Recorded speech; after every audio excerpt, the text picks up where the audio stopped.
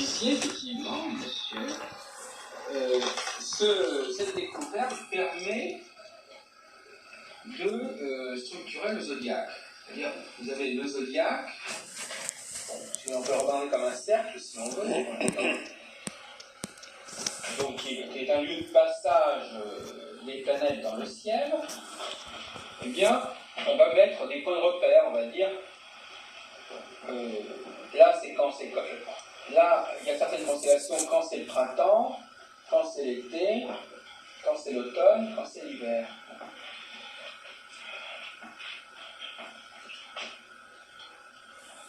Alors, par exemple, on peut revenir au langage actuel, Bélier, Cancer, Balance, Capricorne.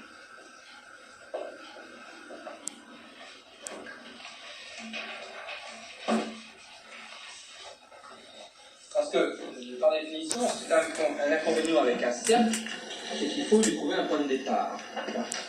Autrement, on peut commencer n'importe où, un cercle. Même que l'année, par exemple, on peut commencer n'importe quel moment. Et donc là, il y a une rencontre entre le phénomène, si vous voulez, céleste, purement céleste, qui est celui des passages des planètes dans le ciel, dans le zodiaque, et un phénomène, disons, plus terrestre, qui est celui des saisons. Donc un ajustement de la réalité céleste au vécu terrestre. Et par rapport au bélier, c'est pas le cancer qui est en bas? Remarquez, ça n'a peut-être aucune importance. On a l'habitude de représenter comme ça. Ah, ça, c'est une question, ça se discute, si vous voulez. Parce que mais normalement, on a expliqué. Normalement, on a quand même tendance à représenter. Là, on vient de mettre le printemps et l'été en haut. Ah oui. Donc, on est obligé de mettre les signes du printemps et l'été en haut. Ah oui. Mais ça, c'est simplement de ce point de vue-là. C'est ça, de ce point de vue-là. Normalement, ce qui est jour, on le met en haut, et ce qui est nuit, on le met en bas. Quand vous faites un thème, bon, vous mettez l'horizon, ce qui est au-dessus de l'horizon, d'accord. Bon, oui. Mais n'anticipez pas, n'est-ce pas? Non, mais ça me... Pour l'instant, il s'agit d'être compréhensible. Il serait absolument aberrant de mettre un signe d'été en bas.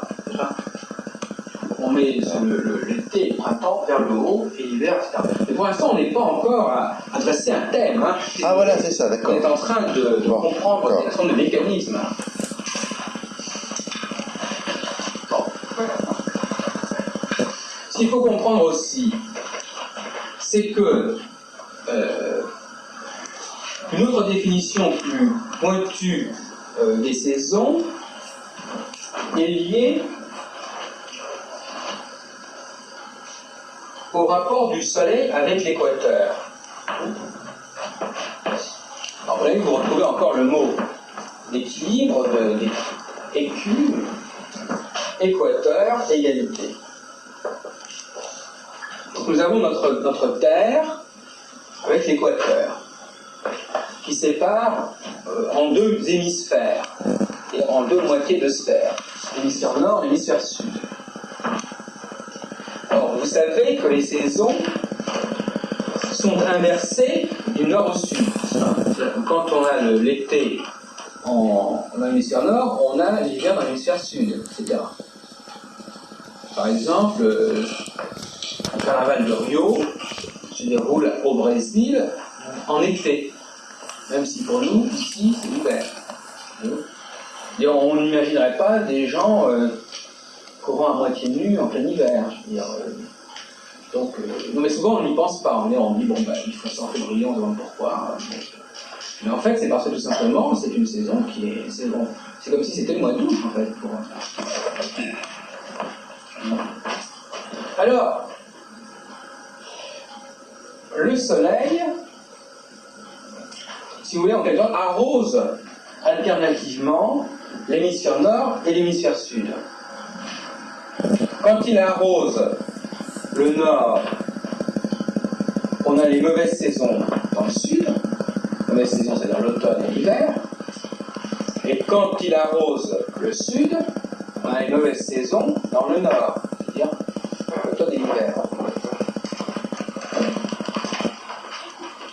Mais il y a un moment où il ne favorise ni pas plus le nord que le sud, c'est lorsque justement il passe à l'équateur. Au moment où il passe à l'équateur, il est en quelque sorte à équidistance du nord et du sud. Donc on a des saisons qui sont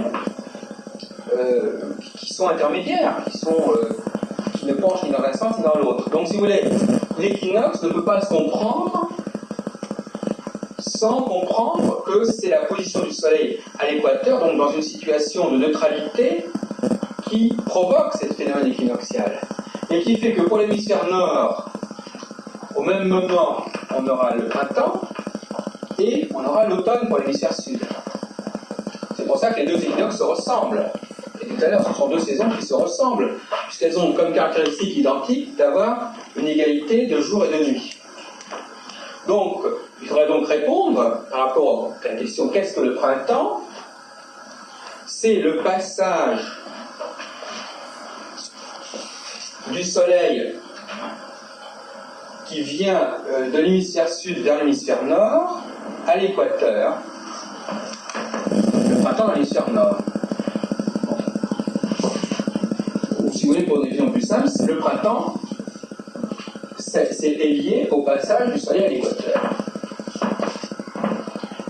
Ou si vous préférez, les équinoxes ont toujours lieu quand le Soleil passe à l'équateur.